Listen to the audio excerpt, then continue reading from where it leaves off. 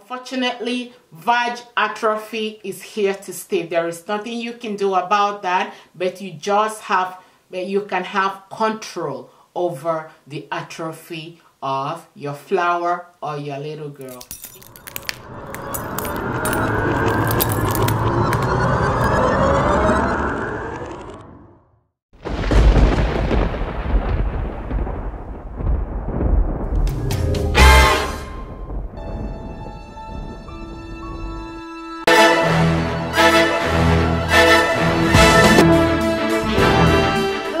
Welcome back again to my channel. Thank you so much for stopping by. Thank you. I applaud each and every one of you for stopping by. I know from the thumbnail you must have an idea why we are talking this topic today. Also, this is a very how do I say that, over desired topic that a lot of people want to hear. And also, on the other hand, some people are very skeptical hearing about this topic. There is nothing wrong with talking about part of your body that you see and you feel every day and you use it most of the time. Thank you so much. Somebody requested for this topic again. People has been requesting and requesting, but at this time I think I am very comfortable to talk about that. Why our little flowers, girls, tend to lose the flesh around the little girl. Yes, you guys know that I always call it little girl. I still have to follow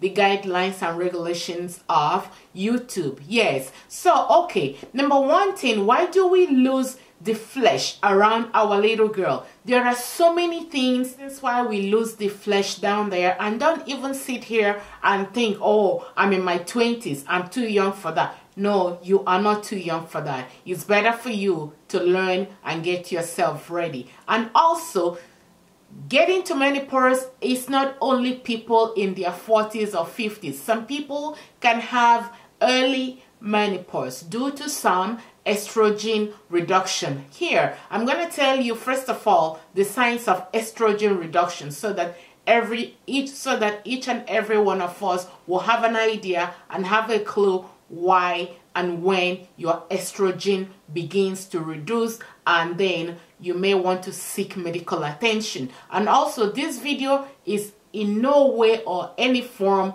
for medical purposes. It's just out there for public use. This is just a disclaimer. So the signs, I'm gonna come back to losing the flesh in our little girl, but this is just for everybody. Yeah, signs that you're losing estrogen. Number one is fatigue. You get so tired very often. Number two, hot flashes, which is very common that a lot of people who are going through menopause, and some people can even get hot flashes and sleepless nights and sweat at night due to some diseases or sicknesses or stress. Yes, stress can also lead to decrease of estrogen production in your system. And also, do you know that sometimes when you begin to have excessive dry skin, it is a sign that your estrogen production and progesterone is being decreased at the same time.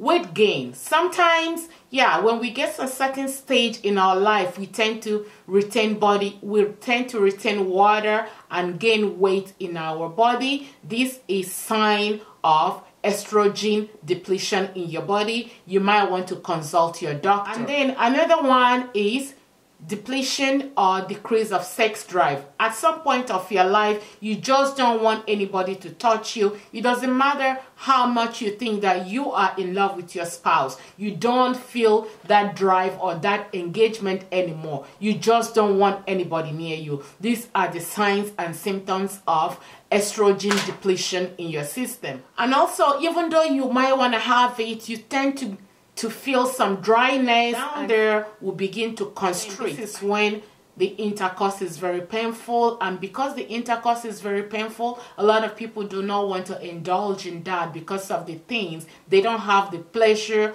of engaging in the intercourse anymore. This is really why you need to see your doctor. I have talked about using aloe vera to clean down there because it's antibacterial and antifungal. And also be careful when you are at a certain age of your life. You don't want to be putting aloe vera down there, because down there is already dry. Aloe vera tend to help to tighten your vag, but if you're over 40 or some people over 35 and you constantly put aloe down there, it is going to lead to have your little girl to be tighter, and then you can experience painful intercourse, and then you can also deplete the flesh down there. There is nothing wrong with depleting the flesh down there. It is part of human being. It's something that doesn't matter any time in your life, you must experience that than every other person. You have to be mindful of what you eat. There are some list of food which are very high in estrogen. You might want to do your research as well, but one of the food that is very, very high in estrogen is soy. Yeah, you might want to do your research and incorporate some soy in your food. Eat a lot of berries as well. So soy is one of the food that will help you to replenish your estrogen. Egg is very necessary in your diet when you get to that age of your life. You might want to also incorporate a lot of cucumber and also some aniseed into your diet. Flaxseed, carrot, papaya, all this food will help to increase your estrogen production. However, if you want, you can consult your doctor.